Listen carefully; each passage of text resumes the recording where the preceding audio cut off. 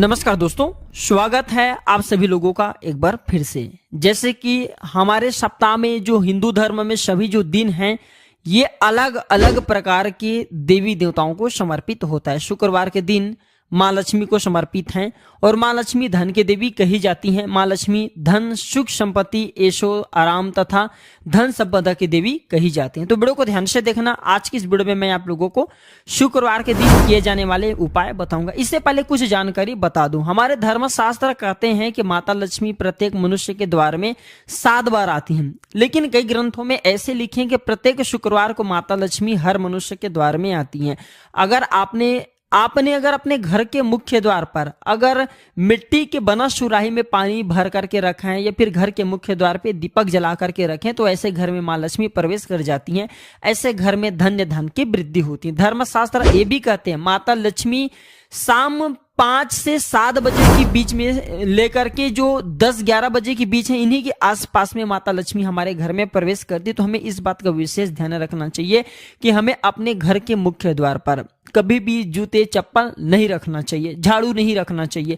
अगर कोई व्यक्ति अपने घर के मुख्य द्वार पर सायंकाल के बाद माता लक्ष्मी हमारे घर में आती हैं शुक्रवार के दिन, तो अगर सायंकाल के समय में आप अपने घर के मुख्य द्वार पर अगर झाड़ू रख देते हैं या फिर चप्पल रख देते हैं तो माता लक्ष्मी तुरंत वापस लौट जाती हैं। और जिस घर में माँ लक्ष्मी प्रवेश न करें ऐसे घर दरिद्र हो जाती हैं। ऐसे घर में उनकी बड़ी बहन दरिद्रता प्रवेश करती हैं। आपने जरूर देखा होगा सब मनुष्य अपने घर के मुख्य द्वार पे नींबू और जो लाल मिर्चा होते हैं ये टांग करके क्यों रखते हैं? इनके टांगने के कारण है, जिस घर में नींबू और जो लाल मिर्चा टंगा होता है उस घर में माता लक्ष्मी की बहन दरिद्रता प्रवेश नहीं करती, क्योंकि दरिद्रता देवी के मुख्य आहार नींबू और मिर्ची हैं।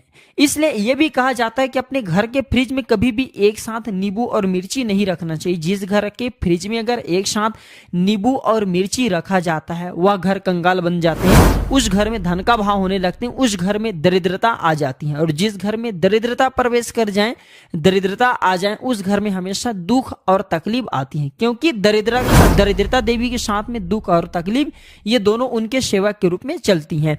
तो अगर आप चाहते हैं कि आपके घर में माँ लक्ष्मी प्रवेश कर जाएं, आप भी धन्य वैभव से परिपूर्ण बने रहे, तो इस वीडियो को पूरा जरूर देखना। आप ही लोगों के फायदे के लिए यह वीडियो मैं आप लोगों के लिए बना रहा हूं। वीडियो थोड़े लंबी हो सकती है लेकिन जानकारी अच्छी होगी। देखिए, जो जानकारी होते हैं हमेशा यूजफुल होता है, अभी नहीं तो बाद में चल करके काम जरूर आता है। वीडियो में आगे बढ़ने से पहले, जानकारी बताने से पहले अभी तक वीडियो को लाइक नहीं की तो वीडियो को लाइक कर चैनल को सब्सक्राइब जरूर कर लेना। जब आप हमारे चैनल को सब्सक्राइब करते हैं तो हमारे चैनल में इस प्रकार के प्राचीन ज्ञान की धर्म संबंधित जो शास्त्र है इनकी जानकारी आप सभी दर्शकों को सीखने को मिलते हैं। धर्मशास्त्र कहते हैं कि शुक्रवार की रात को अष्टलक्ष्मी के पूजन जरूर करना चाहिए, उनके समक्ष अगरबत्ती जलाना चाहिए, गुलाब के फूल अर्पित करना चाहिए। अगर आप अपने जीवन काल में केवल 7 शुक्रवार तक, ध्यान से सुनिए, अगर केवल 7 शुक्रवार तक गुलाब के पुष्प माता लक्ष्मी को इत्र लगा करके अर्पित कर देते हैं तो अष्टलक्ष्मी आपसे प्रसन्न हो जाते हैं। अष्टलक्ष्मी को जो लाल कलर के पुष्प हैं, खास करके जो गुलाब के पुष्प हैं, अत्यंत प्रिय हैं।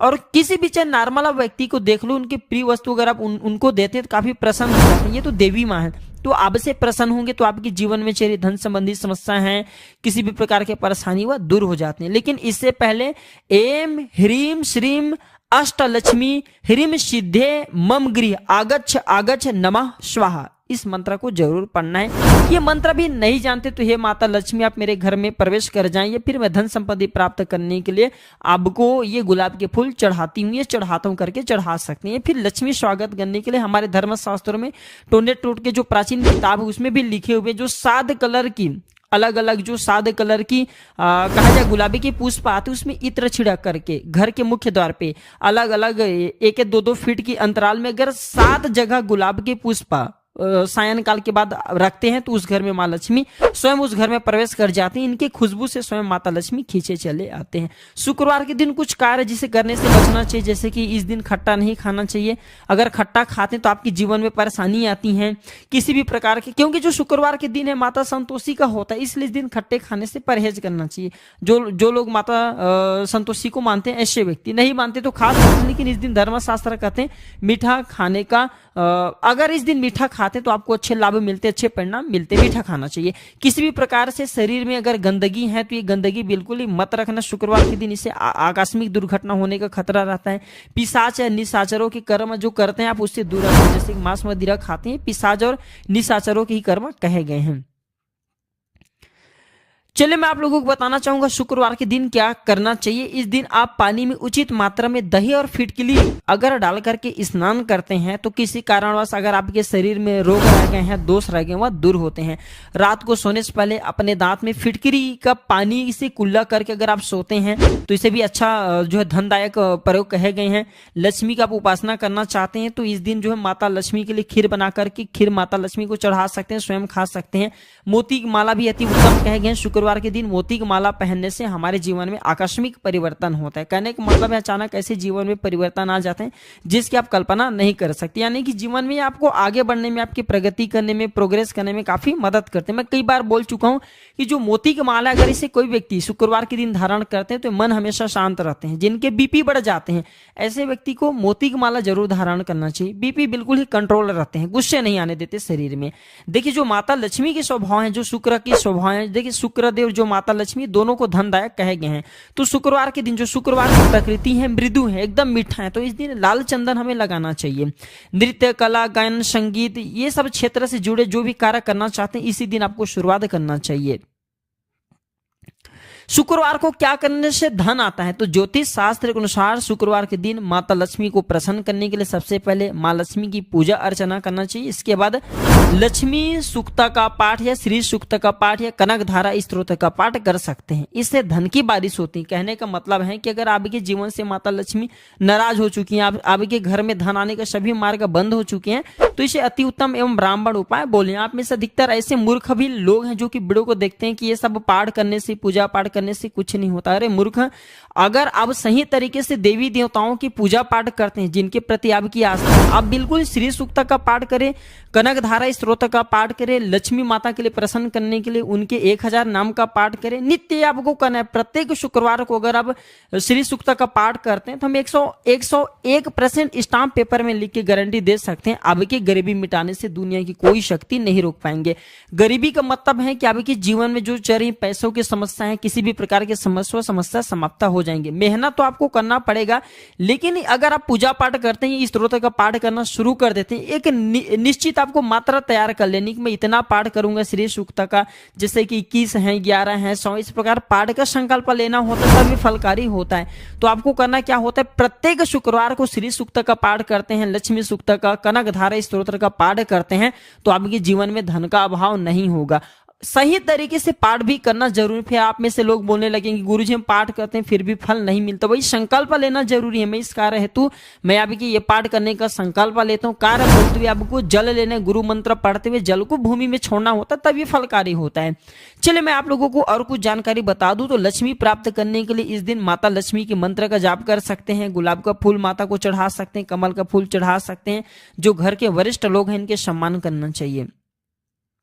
शुक्रवार को दूध, दही व उनसे बनी अन्य चीज का सेवन करना काफी फलदायी हो सकता है। जी हाँ, शुक्रवार के दिन जैसे दूध है, दही है, ये फिर दूध दही से संबंधित जो भी चीज बने होते हैं इनका सेवन करना काफी फलकारी माने जाते हैं। माता लक्ष्मी को प्रसन्न करना चाहते हैं तो शुक्रवार के दिन जो दूध से बनी कोई भी पदार्थ जैसे कि पेड़ा है, मीठा है, आप समर्पित कर सकते हैं। इससे माता लक्ष्मी प्रसन्न होते हैं। और एक बात और, माता लक्ष्मी की कृपा प्राप्त करने का तीव्र एवं ब्राह्मण प्राचीन एक उपाय बता रहा हूँ। तो आपको शुक्रवार के दिन जो लाल कलर की चुनरी है उसमें 2 से 5 आपको खोए मिठाई डाल देना। कहने का मतलब है जो दूध से बने मिठाई होती है वो डाल देनी है।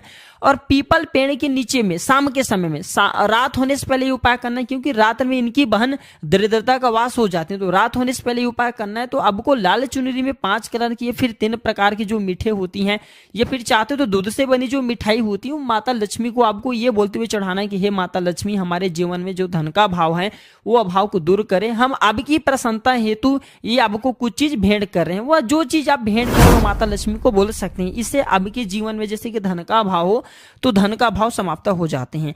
आप में से अधिकतर लोग बोलते हैं गुरुजी माता लक्ष्मी को प्रसन्न करने के लिए हम कौन सी रत्न धारण करें। शुक्र रत्न आते हैं, शुक्र रत्न जिसे हम ओपाल बोलते हैं। देखिए जो माता लक्ष्मी को प्रसन्न करने वाला, शुक्र ग्रह को मजबूत करने वाला रत्न कहे गए वो है हीरा। हीरा पहनना काफी महंगे हैं। मिडिल क्लास के लोग पहन नहीं पाएंगे। तो एक काम करना, जो ओपल आती है ओपल की रत्न धारण कर सकते हैं। हम कई प्रकार की जड़ी बूटी के बारे में भी बता चुके हैं, जड़ी बूटी में भी बहुत पावर होती है। अगर आप वो धारण करना शुरू कर देते हैं, जैसे कि पीपल की जड़ ही जो है धारण करना शुरू कर दीजिए, बेल की जड़ भी पहन सकते हैं, इसे भी धनदायक एवं शुभ इसे प्रदान करने वाला कहे गए हैं।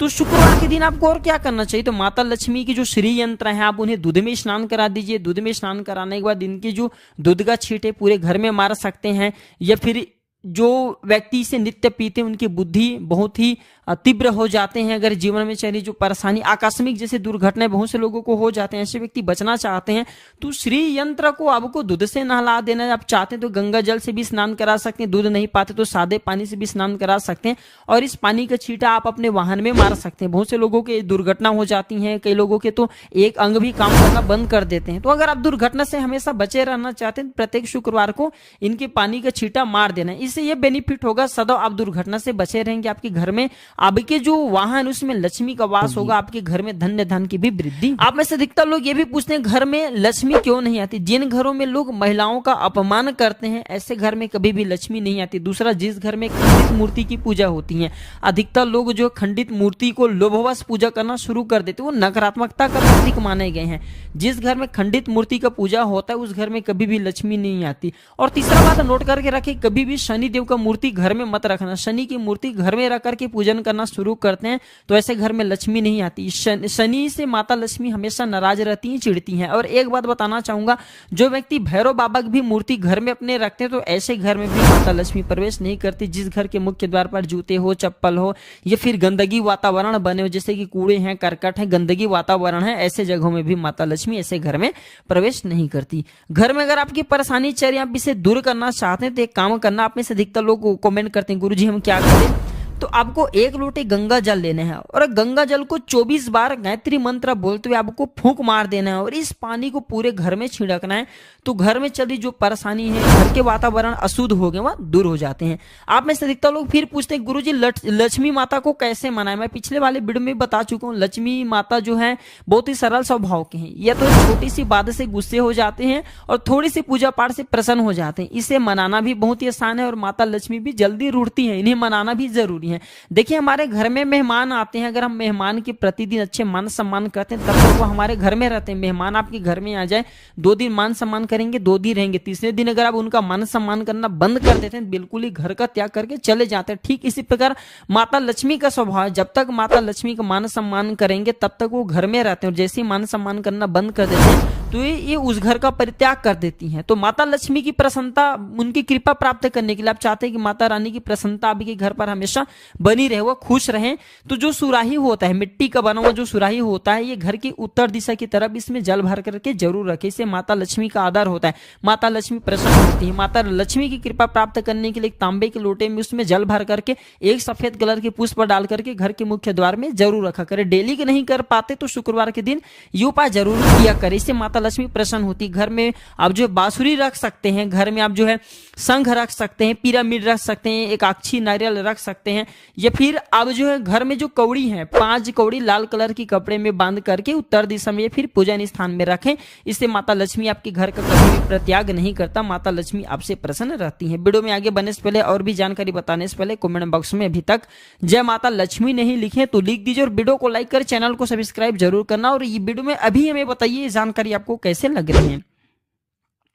चलिए मैं आप लोगों को कुछ और जानकारी बता दूं।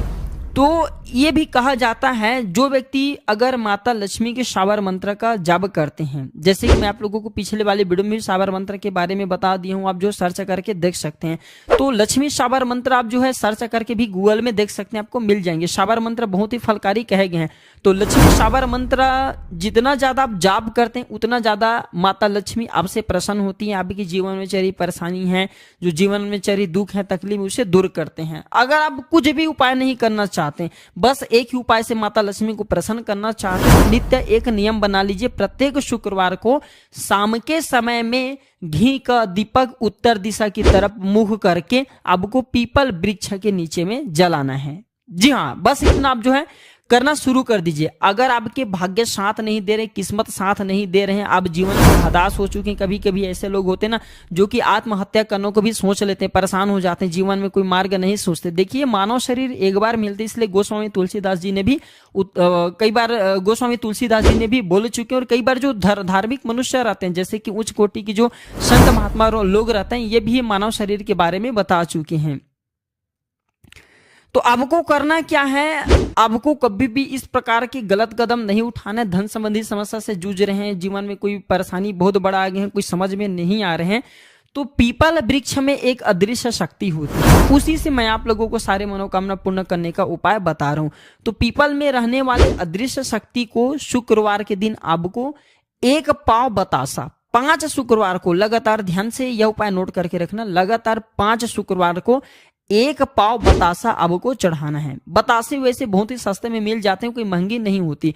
तो 5 शुक्रवार तक शाम के समय में एक पाव बतासा आपको पीपल में रहने वाले दिव्य शक्ति को चढ़ानी। सर्वप्रथम तो आपको 2 से 5 काड़ी अगरबत्ती जला देनी, वहां पे आपको प्रार्थना करना कि पीपल में रहने वाले अदृश्य शक्ति हमारे मदद करे, इस कार्य में हमारी सहायता करे। इस प्रकार से आपको प्रार्थना करते हुए आपको जो बतासे हमने बोले कि एक पाव की संख्या में आपको रखना है, वो बतासे झिल्ली आपने अगर जैसे कि पॉलीथीन में रखे हैं तो पॉलीथीन खोल करके आपको पॉलीथीन की बजाय जो पीपल के पत्ते होते हैं उसके आपको दोनल तैयार करके उसी में आपको डाल देना है। फिर आपको उन्हें भोग के लिए आपको देना है। भोग के स्वरूप में आप जैसे कि बतासे देंगे, उनके बाद आपको 1 लोटे जो जल रखे हैं वो पानी से आपको उनके जो प्यास उसे बुझानी है। आपको बोलना है कि मैंने आपको जैसे कि बतासे दे दिए, अब मैं आपकी क्षुधा शांत करने के लिए ये पानी अर्पण करूं, और पानी आपको नीचे गिरा देना है। उनका ध्यान करते हुए, पीपल में रहने वाले दृश्य शक्ति का ध्यान करते हुए पानी आपको नीचे गिरा देना है। तो इस उपाय से अधिकतर देखा गया है पीपल में रहने वाले जो दैवीय शक्ति होती, अदृश्य शक्ति होती हैं, वो आपकी मदद करती है, स्वप्न के माध्यम से मदद करती है, किसी न किसी माध्यम से आप जो भी समस्या से जूझ रहे हैं उस समस्या से आपको उबारेंगे, निकालेंगे। धन संबंधी समस्या उससे भी निकालेंगे। जीवन में परेशानी, कर्जे का भार है, कुछ समझ में नहीं आ रहा, तो सारे समस्या से आपको ये शुक्रवार के दिन उपाय करना होता है, आपको निकाल लेंगे। हम आप लोगों को प्राचीन ज्ञान की वो अब हर अच्छे जानकारी बताएंगे। हालांकि अब वीडियो थोड़ी लंबी आना शुरू हो जाएगा, क्योंकि मैं आप लोगों को सारे जानकारी अपने चैनल के माध्यम से बताना चाहता हूं। जो लोग आपको जानकारी सही तरीके से नहीं दे पाते, हमारे चैनल का ही मकसद है सबका भला हो, सबका कल्याण हो, इसलिए हम अपने चैनल का नाम प्राचीन ज्ञान रखें। हम प्राचीन ज्ञान की वो हर जानकारी आप सभी को बताना चाहते हैं जिससे आपका भला हो, आपका कल्याण हो। तो ये थे शुक्रवार संबंधित कुछ जानकारी। यह जानकारी कैसा लगा हमें कमेंट सेक्शन में जरूर बताना। और हाँ, अभी तक कमेंट बॉक्स में जय मां लक्ष्मी नहीं लिखे तो लिख देना, और इस वीडियो को आगे जरूर शेयर करना। हो सकता है आपके एक शेयर किसी के लिए अमृत जैसा हो जाए, किसी के जीवन को बर्बाद होने से बचा ले। वीडियो देखने के लिए धन्यवाद दोस्तों। नमस्कार, जय माता दी, जय मां लक्ष्मी।